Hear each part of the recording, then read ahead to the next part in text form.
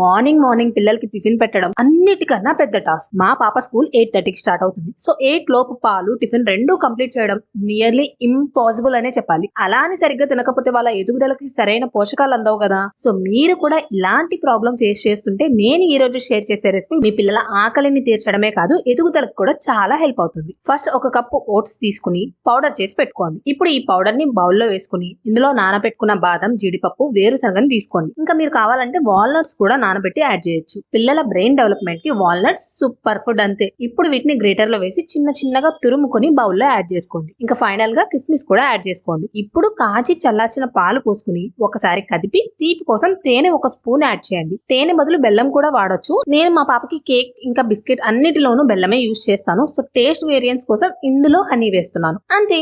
చూసారా, మీరు శ్రమ పడకుండా పిల్లలకి లేట్ అవ్వకుండా వాళ్ళ బొజ్జ నిండా చక్కగా సరిపోయే హెల్తీ మీల్స్